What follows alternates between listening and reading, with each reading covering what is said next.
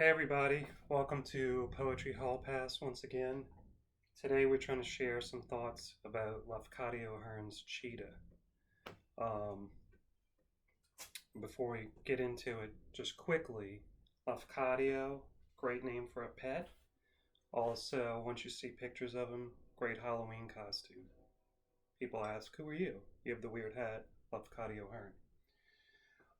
Okay, so before we even get to Lafcadio Hearn, we start with a quote from Ezra Pound, which says, "Literature is news that stays news."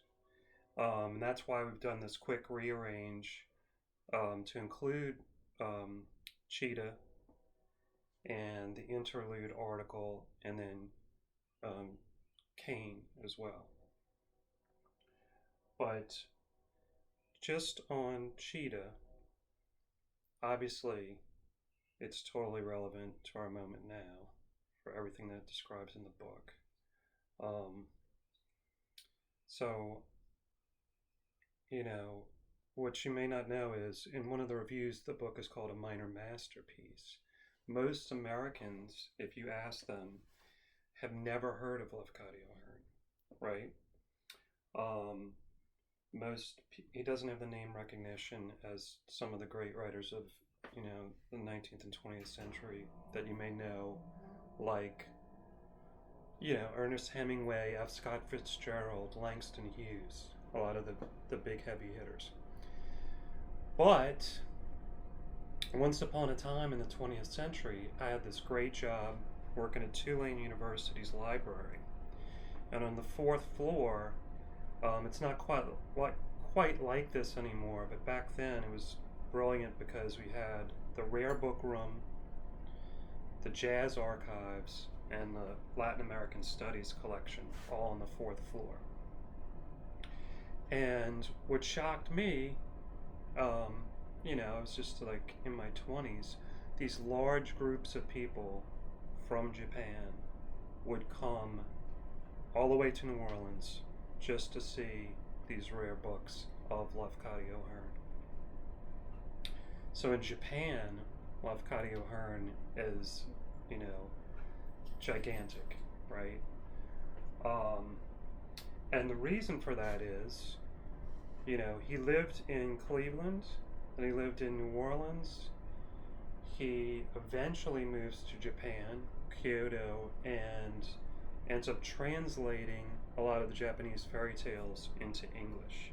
And so there was a time where that's like the way Japanese children would learn English, was through Lafcadio Hearn's translations of their fairy tales. And there's a great movie in 4 parts, Kwaidan, which is based on some of this stuff, right? So obviously, Lafcadio Hearn Chita fits our moment. What you might not know is he wrote all kinds of stuff, including a cookbook, the Creole Cookbook by Lafcadio Hearn. And, that's amazing. What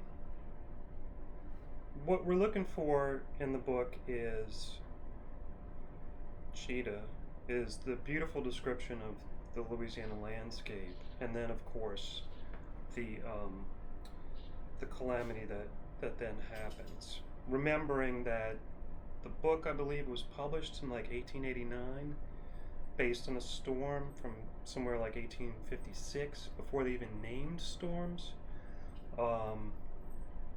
And so, it's all very relevant to our current moment, because what the impact that Ile Dernière, Last Island, receives in the book is, pretty much what just happened to Grand Isle. So, with any works from the turn of the 19th century into the early 20th, over 100 years ago, we're a lot of times going to end up meeting some language that writers wouldn't use now. So, I have this book here by John McWhorter, 9 Nasty Words. And it's all about sort of taboo words in English. Chapter 6 is what might be relevant to Chita and Cain. So, there we were once upon a time. I was teaching a class through Delgado at John Ehret High School. And the frilly paper thing around the classroom where the teacher puts up sayings. Oh, this was in the summertime. And the teacher had a quote that I told you about in the beginning. Literature is news that stays news. But instead of having Ezra Pound, P-O-U-N-D, they had in the cutout letters Ezra Pond, P-O-N-D. So all my students and I, we all took a different quote from Ezra Pound, which is, all good teaching happens in 15 minutes, and the rest is just getting paid. And we all had different letters, we cut them out, and we were going to replace the quote that the teacher had there and put our own Ezra Pound quote, of course this time correctly spelling his name, so that when the teacher came back to his or her homeroom after the summer, they would just, have a different Ezra Pound quote waiting for them. So the exciting conclusion of how that turned out, hopefully I'll get to in a sequel from this little Chita Codes. Get Sissy to say hi to you guys. All right, Sis, tell everybody hi. Sissy Bell, the beagle. And literature is news that stays news. That's our quote, and that's why we go to Chita with this swerve. All right, good talking to you. More soon.